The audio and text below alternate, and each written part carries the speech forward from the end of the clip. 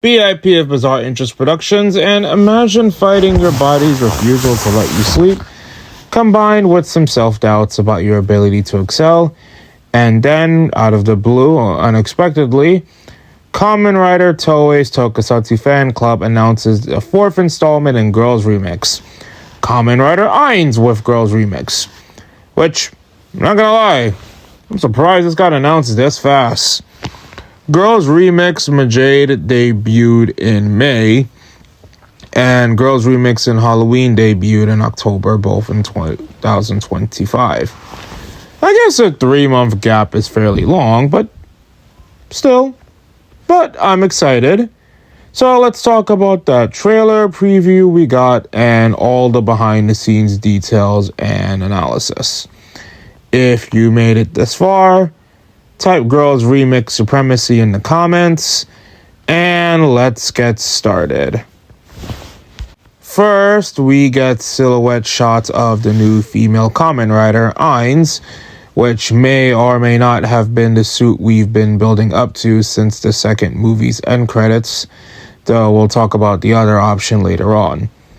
Nayuta is holding onto her dog tag, which, need I remind you, has a number 1971-0403, the day the very first episode of Kamen Rider aired, conveniently enough. I saw people questioning if this was going to be a new series or Girl Remix 4, so yeah, the fact we have a freaking 4 kind of told us already and just gave us the answer. What did catch me off guard was the cast. I wasn't quite sure whether or not it was the same warehouse or filming location where Girls Remix 2 final battle took place. But yeah, we've got Rene from Gattard, Akiko from Double, Sawa from Build, Reika from Saber, Nozomi from Amazons, Hannah from Revice, and Sara from Geats are all returning. The only person who isn't, that was in the last one that was definitely a hero, is Shizuka.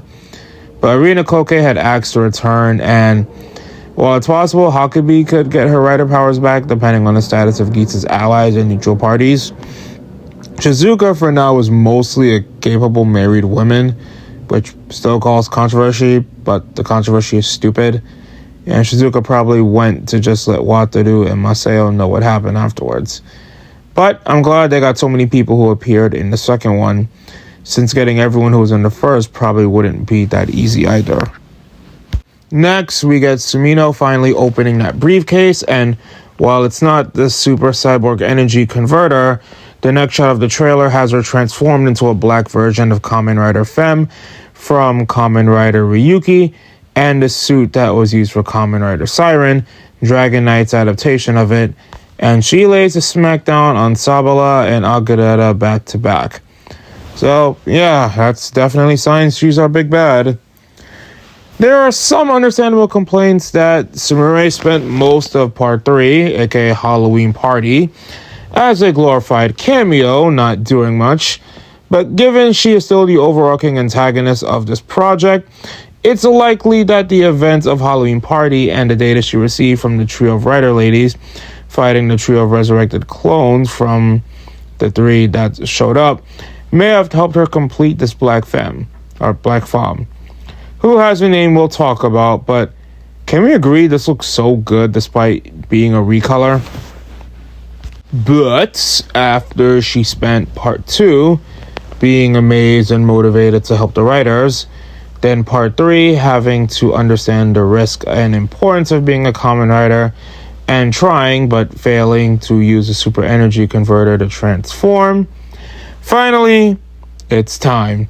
Nayuta does the pose her actress's father is known for doing, and now she makes her henshin. So, Kamen Rider Eins, yes, I did spell that right, don't blame me, blame Toei, is coming in January 2026. Not sure when the date for that will be announced, but at least we know we're getting it before February. Also, if Rene wasn't smiling, there would definitely be some psycho who would enjoy watching her bloodied and beaten up. But yeah, she probably got taken down by the Dark Femme too. And yeah, That trailer shot of Kamen Rider Eins looks so cool, but I need to get a better look at it in motion. So off to Twitter we go, and yeah, this is a much better view. The yellow eyes, the sleek indigo for the breastplate and body, gloves and shoulders contrast with the sleek silver pretty well. I would have made the collar yellow instead of pink, but it does look good. Feels like a suit and jacket hybrid too. I dig it. And she gets her own rider bike. It almost makes you wonder, is this the most amount of motorcycle action we're going to get in this franchise for quite some time again? Or this is going to be the motorcycle action we get the most out of a female character in the franchise? Also, found another image of her doing the pose in a suit, and we see like Ichigo. She's also got a scarf behind the collar, which, you know what? I take back what I said earlier. I like it more now. Also, according to the Twitter account, yeah, they made it very clear that casting Amane Tensho was intentional as a daughter of Hiroshi Fukija, who played Takashi Hongo. She carries on the lineage of justice. Looking forward to her portrayal as Kamen Rider. Honestly, can I say thank God I was wrong with the possibility she was going to be evil or a mole? Like, sounds like it would be... It doesn't really sound like it would be a bad option, but I was kind of like the fact that this has basically been like a low-key journey for her to recognize and learn what makes a true Kamen Rider, and how after meeting all these amazing women, she's ready to step into the front lines to fight now. So, let's talk about the Black Femme, shall we?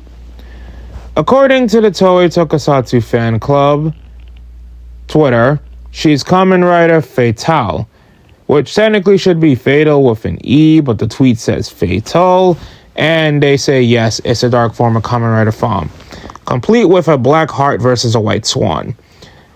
The role of Sumire Kurono. According to Japanese translations, Kurono means to carve, engrave, or cut, or dig, or excavate, or referring to a time or period of time. Considering that Femme's suit is from Ryuki, a show well known for having time travel and alternate timelines, I'd say it fits. But don't forget, Sumire is also a part of Cloud. They've been carving or cutting up the DNA of anyone they could find to make their own army of adversaries for the riders to fight. From Marika, to Glada, to Mime, to Koyomi, so clearly the name fits. Also, yes, I know that gold and yellow aren't the same thing, but even the distributors say look forward to a suspicious transformation that's different from the yellow buster she once played. And yeah, there are yellow accents that aren't just the black suits, which I like since she's technically playing a yellow character again, but just as a villain. The only thing I'm generally confused by is the fact she's using the Femme buckle, which if you watch Dragon Knight, they adapted it as the Advent belts. I think Dragon Knight takes the better name here, but the deck is still white. But in the suit, the Fatale suit makes the entire deck black. It could just be a side effect of using her technology to figure out how to use it properly without the contract, and after she transforms, the deck becomes black, but it's not a nitpick, just an observation. Also, can we agree that it looks so damn good? The black coating in case of white on everything else, and the best part is that the name is a pun. You know, Femme Fatale. For context, in Ryuki, while she doesn't exactly fit the murderous kind, sorta, Mio Kirishima was a con artist who seduced men for money and joined the Rider War for her sister, whose body had to be cryogenically frozen thanks to Asakura murdering her. I won't get too far into the other details, like how she tried to swindle Shinji and steal his Advent deck while eventually developing feelings for him, or how her deck was good against mirror monsters but not that great against the other riders, or the fact that she took heavy injury fighting Ryuga, and even though Shinji offered to get her help, she masked the pain only to die alone in a bush while other people passed her. But the point is that it's poetic. The first official female Kamen Rider was a swindler, and now the big bad of the Girls Remix later installment swindled the DNA and data of others to make a dark reflection of the first official female Kamen Rider.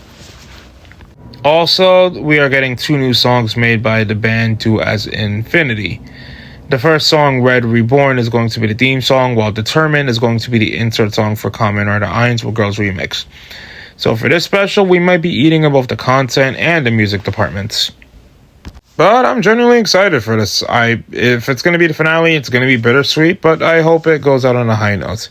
Okay, editing BIP. Sorry if I sounded low energy. Now my body decided I needed more sleep, apparently, and finally decided to let me rest before I woke up.